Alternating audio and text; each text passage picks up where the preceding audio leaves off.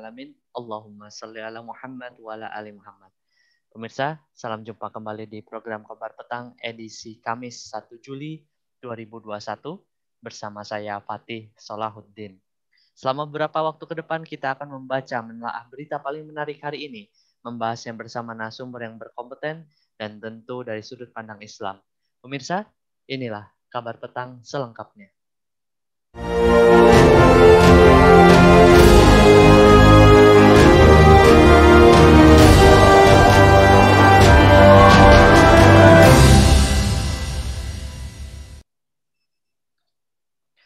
Menteri Pertahanan Jerman mengumumkan bahwa pasukan negara itu telah ditarik sepenuhnya dari Afghanistan setelah menjadi bagian dari misi NATO hampir selama 2 dekade. Krem Karrenbauer berterima kasih kepada lebih 150.000 maksud saya personel yang bertugas di Afghanistan sejak Jerman bergabung dengan invasi NATO yang dipimpin oleh Amerika Serikat di negara itu pada tahun 2021. Sekutu meluncurkan kampanye mereka tak lama setelah serangan teroris 11 September untuk memerangi Taliban dan Al-Qaeda. Pasukan Jerman telah pergi saat Pentagon bersiap untuk sepenuhnya menarik kembali pasukannya dari Afghanistan pada 11 September 2021. Penarikan tentara Amerika Serikat meningkatkan kekhawatiran bahwa Taliban yang telah dalam beberapa bulan menghancurkan pemerintah Afghanistan yang didukung oleh Barat di Kabul dan sekali lagi akan menyerbu negara itu. Apakah langkah Jerman sesuai dengan langkah NATO? Apakah yang dirancanakan NATO untuk Afghanistan? Dan apa solusi untuk melenyapkan para penjajah di Afghanistan dan seluruh dunia Muslim? Untuk membahasnya kami terhubung dengan selaku Direktur Forum on Islamic World Studies, Bung Farid Wajedi. Assalamualaikum Bung Farid. Waalaikumsalam warahmatullahi wabarakatuh. Bung Farid, bagaimana kabarnya? Alhamdulillah, khair. Baik Bung Farid, langsung saja pada pertanyaan pertama kita dalam diskusi di Kabar Petang pada hari ini. Bung, apakah langkah Jerman sesuai dengan rencana strategis NATO? Ya, ini tentu merupakan bagian ya dari kebijakan Amerika ya untuk menarik pasukan Amerika secara total ya dari bumi Afghanistan. Amerika menargetkan pada September tahun ini pasukan Amerika sudah ditarik dari Afghanistan. Dan Jerman adalah bagian dari pasukan NATO yang selama ini menjadi pendukung ya utama pasukan Amerika di Afghanistan. Perang Afghanistan ini memang merupakan perang yang sangat berat ya bagi negara-negara Barat ya, terutama Amerika Serikat ya sebagai bisa disebut sebagai pasukan utama NATO ya di Afghanistan ini. Maka tidak mengherankan ya Amerika menyebut perang ini menjadi perang yang perang lama ya yang telah menjebak Amerika sekitar 20 tahun ya. Perang ini juga disebut-sebut ya lebih panjang dari Perang Dunia Pertama dan Perang Dunia Kedua. Kerugian Amerika karena keterlibatan Amerika dalam perang Afghanistan ini diperkirakan telah menyedot dana yang sangat besar ya. Ada yang menyebut sekitar 20 triliun US dollar ya. Dan sekitar 2.500 atau 2.488 ya tentara Amerika terbunuh dalam perang ini. Jadi kalau kita lihat ditariknya pasukan Jerman ini merupakan bagian dari exit strategi Amerika Serikat dari bumi Afghanistan. Baik Bung, apakah yang direncanakan Amerika Serikat dan NATO di balik rencananya untuk menarik pasukan dari Afghanistan? Ya, sampai sekarang sebenarnya Amerika belum mendapatkan ya exit strategi yang pas dan benar-benar menguntungkan Amerika Serikat, ya, dan benar-benar mempertahankan kepentingan Amerika Serikat di sana. Amerika Serikat seperti mengalami dilema, ya, bagaikan buah si malakama begitu, ya. Kalau bertahan di Afghanistan, ini akan merugikan finansial Amerika yang sangat besar. Sementara kalau kita lihat kondisi ekonomi dunia, ya, termasuk Amerika Serikat sekarang ini tidak bisa disebut dalam kondisi yang benar-benar baik, ya. Ditambah lagi dengan wabah COVID-19 yang juga menerjang Amerika, ini cukup merepotkan Amerika, ya. Awalnya Amerika berupaya untuk memperkuat, ya, pemerintahan boneka mereka di Afghanistan. Tapi tampaknya pemerintahan boneka mereka mulai dari Hamid Karzai sampai dengan pemerintahan yang sekarang itu tidak benar-benar bisa mengendalikan Afghanistan, ya, dan tidak benar-benar mendapatkan dukungan, ya, dari rakyat Afghanistan, karena sebagian besar, ya, rezim boneka Amerika Serikat ini diperkirakan dituding, ya, banyak melakukan korupsi, ya. Jadi strategi pertama ini bisa disebut gagal, ya. Kemudian yang kedua, Amerika berupaya untuk merangkul Taliban, ya. Maka tidak mengherankan kalau kita lihat menjelang exit strategi ini, menjelang keluar dari Afghanistan, terdapat berbagai negosiasi atas nama perdamaian Afghanistan dengan Taliban, ya. Namun hal ini juga belum mencapai hasil yang optimal, ya, karena banyak beberapa pihak justru mempertanyakan, ya, apakah Taliban yang diundang oleh Amerika itu benar-benar mewakili Taliban sesungguhnya, ya, atau mujahidin sesungguhnya. Ini juga menjadi persoalan, ya. Maka tidak mengherankan kalau kita lihat komunitas, ya, intelijen Amerika, ya, saat sekarang ini sangat khawatir, ya, terhadap kondisi di Afghanistan, ya. Mengingat kalau kita lihat beberapa wilayah justru sekarang di bawah kendali, ya, kendali Taliban, ya. Sebagaimana penilaian yang diterbitkan oleh komunitas intelijen, ya, baru-baru ini yang diperoleh secara eksklusif oleh Wall Street Journal, itu disebutkan bahwa pemerintah Afghanistan akan jatuh, ya, ke tangan Taliban sekitar 6 bulan, ya, setelah Amerika menarik pasukannya secara total, ya. Peperangan juga sekarang semakin eskalasi peperangan juga semakin meningkat di beberapa wilayah Afghanistan, ya, seperti di kota utama Kunduz, demikian juga yang ada di perbatasan Tajikistan, demikian juga di kota Mazar-e-Sharif, ya, kota terbesar keempat di Afghanistan, ya. Beberapa wilayah sekarang berada di bawah kendali Taliban, ya. Menurut Mark Milley, ketua kepala staf gabungan Amerika Serikat, ya, ada sekitar 81, ya, pusat distrik, ya, 91 distrik di Afghanistan yang sekarang di bawah kendali Taliban, ya, dari 419 distrik di Afghanistan, ya.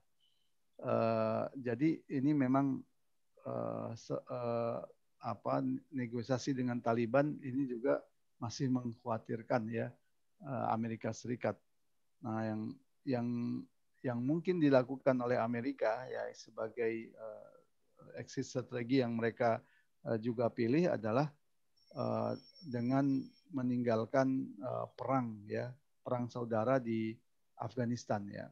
Kalau kita lihat pada saat sekarang ini Amerika Serikat banyak mensuplai persenjataan kepada masyarakat sipil ya atas nama perang, atas nama pertahanan sipil ya. Ini tidak lain untuk mempersiapkan masyarakat sipil oleh apa yang disebut oleh Amerika Serikat menghadapi radikalisme dan terorisme. Tentu ini mengarah kepada Taliban ya. Jadi skenario kekacauan ini ya sangat mungkin kemudian ditempuh oleh Amerika Serikat ya. Jadi kita bisa bayangkan Amerika akan meninggalkan Afghanistan itu dalam kondisi perang saudara ya. Dan upaya itu sedang dilakukan oleh Amerika Serikat sekarang ya dengan mensuplai persenjataan kepada masyarakat sipil ya. Masyarakat sipil juga pada saat sekarang ini dalam beberapa aksi-aksi demo yang diperkirakan direkayasa oleh rezim boneka Afghanistan menampakkan penolakan ya terhadap Taliban ya. Jadi kekacauan ala Irak ya. Ini sangat mungkin terjadi ya. Kalau kita lihat skenario ala Irak ini sangat mungkin ditempuh oleh Amerika Serikat saat sekarang ini di Afghanistan ya. Jadi meninggalkan Afghanistan dalam kondisi di mana tidak ada satupun ya pihak yang benar-benar berkuasa dan meninggalkan Irak ya maksudnya. Skenario Irak ini Amerika meninggalkan Irak ya dalam kondisi tidak ada satu kelompok pun yang benar-benar berkuasa baik itu dari kalangan Sunni, Syiah ya. Jadi Irak dibiarkan dalam kekacauan, namun sumur-sumur minyak di Irak ya itu masih dipastikan oleh Amerika menjadi wilayah yang aman ya. Jadi Amerika akan membatasi penjagaan terhadap Irak ya pada sumur-sumur minyak yang menguntungkan Amerika Serikat ya. Strategi ini sangat mungkin juga akan ditempuh oleh Amerika Serikat ya. Jadi strategi kekacauan ya, meninggalkan Afghanistan dalam kondisi kacau. Meskipun demikian, Amerika tampaknya berupaya mengontrol Afghanistan melalui negara-negara regional ya di sekitar Afghanistan, terutama adalah akan menggunakan Pakistan, Turki dan Pakistan dan Turki ya, terutama dua negara ini ya untuk bisa menjalankan kepentingan Amerika di Afghanistan ya. Jadi kira-kira itulah strategi yang akan dilakukan oleh Amerika dalam rangkaian exit strategi mereka dari bumi Afghanistan. Baik, Bung Farid, artinya rencana exit strategi Amerika itu membuat kekacauan seperti yang disebutkan oleh Bung Farid. Apakah ada kemungkinan untuk alasan untuk kembali lagi ke Afghanistan atau seperti apa, Bung? Untuk kembali ke Afghanistan tampaknya Amerika berat ya, karena tadi ya itu telah menyedot sumber daya mereka yang sangat besar ya, menyedot dana yang sangat besar. Demikian juga kepercayaan publik Amerika Serikat sendiri kepada kebijakan ini juga semakin berkurang ya. Masyarakat Amerika, masyarakat politik Amerika semakin bertanya-tanya ya, apa sebenarnya kepentingan Amerika di bumi Afghanistan ini. Sementara semakin banyak tentara-tentara Amerika yang terbunuh ya di Afghanistan. Kalau dulu intervensi Amerika itu mendapatkan dukungan yang kuat ya karena bersamaan dengan serangan WTC ya pada waktu itu. Dan ini memberikan shock ya, yang memberikan pukulan yang sangat kuat bagi masyarakat Amerika ya, sehingga pada waktu itu rezim Amerika mengintervensi Afghanistan atas nama perang melawan terorisme yang dianggap telah menghancurkan Amerika Serikat ya dalam serangan WTC-nya ya, atau mengancam kepentingan internal Amerika ya. Pada saat itu alasan ini masih mendapat dukungan yang cukup kuat ya dari publik Amerika. Tapi sering dengan berjalannya waktu ya, lebih dari 20 tahun, alasan ini tampaknya sangat sulit ya diterima oleh masyarakat Amerika. Apa alasan yang sebenarnya Amerika itu ada di Afghanistan ya? Publik semakin menilai ya sebenarnya ini hanya kepentingan perusahaan-perusahaan minyak Amerika Serikat ya, karena Afghanistan itu sangat penting sebagai jalur pengiriman minyak dan gas ya dari Asia Tengah ya keluar dari Asia Tengah itu melalui wilayah Afghanistan ini ya sampai ke mencapai akses laut ya. Jadi masyarakat Amerika juga sebagian menilai ini hanya kepentingan perusahaan-perusahaan minyak ya. Karena itu adalah sangat berat ya bagi Amerika untuk kembali ke Afghanistan. Jadi ada kemungkinan yang dilakukan adalah skenario kekacauan tadi ya, atau dengan menggunakan negara regional dalam hal ini adalah Pakistan dan Turki ya untuk memberikan pengaruhnya yang besar di Afghanistan, namun tetap bisa dikendalikan oleh Amerika. Termasuk sangat mungkin juga Amerika menggunakan strategi Suriah ya di dalam krisis Suriah, yaitu menggunakan Rusia ya. Kecenderungan itu juga bisa kita perhatikan ya dengan adanya mulai komentar-komentar Rusia tentang bagaimana kondisi di Afghanistan saat sekarang ini ya. Rusia sendiri menunjukkan ya komentar-komentar yang mengkhawatirkan ya negara ini mengkhawatirkan akan terjadi kekacauan ya. Ini merupakan sinyal-sinyal kalau kita lihat secara politik ya, kemungkinan ada keinginan Rusia untuk terlibat ya di Afghanistan seperti yang mereka lakukan di Suriah ya.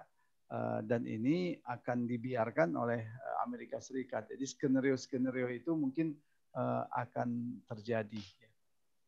Baik, Bung Farid, apakah strategi Amerika Serikat dan NATO ini dalam memainkan permainan yang kotor tadi, yang seperti yang disinggung oleh Bung Farid, sama yang dengan apa yang mereka lakukan pada tahun 2021?